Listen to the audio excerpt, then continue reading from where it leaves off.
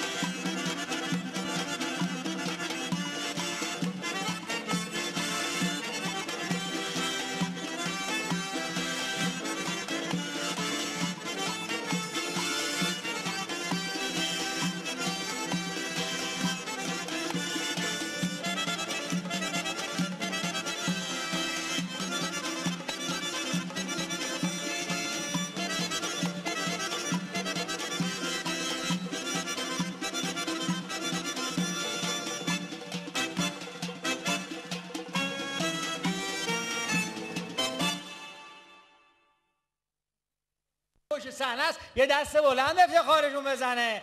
خیلی عالی، خیلی عالی، خیلی قشنگ. عالی. اسم گروهتون چیه؟ اردلم. یعنی چی؟ به معنای رعد و برگه. واقعا رعد و برق بود اینجا. مثلا این شیشه بود، من گفتم همین الان خورد چه می‌بینیم، الحمدلله چیزی نشد. معلومه جنسش خوبه. خواستیم امتحان کنیم ببینیم جنسش خوبه یا نه. متوجه شد اسم. یک تبریک عید است که می‌خوایم تقدیم شما کنیم. 7 سین این آرم شبکه اول، اینم 7 سین نوروز 91. این هم عکس های شما در موقع اجرای برنامه و اون هم کارت تبریک که با نام و یاد خدای بهار آفرین نوشته شده. تقدیم به شما باشه. عید شما مبارک بچه‌ها. خیلی عالی بود. عید شما مبارک باشه. عالی بود. دست شما درد نکنه. ان شاءالله در فرصت‌های دیگه بازم بتونیم در خدمتتون باشیم. تشریف ببرید خودتون رو، در خدمتتون هستیم. بفرمایید، خواهش میکنم. بفرمایید، بفرمایید. برنامه هفسین از شبکه اول سیما همچنان ادامه داره. هفسین تقریبا میشه گفت 7 شبانه روز، یعنی 3 روز ما بگیم حالا 7 شبانه روز، شما بگین 7 شبانه روز، چون عدد 7 قشنگه. 7 شبانه روز بالاخره برنامه داشتیم، در خدمت شما هستیم. بریم استودیو شماره 1. امیر حسین خان مدرس اونجا هستن با اون کلام زیباشون، با اون شم ادبی که دارن، بنابراین کلامشون قوی‌تر از کلام بنده است. بنده فقط میتونم اینجا بیام برای شما دست بزنم و بهتون بگم عیدتون مبارک، عیدتون مبارک، عیدتون مبارک.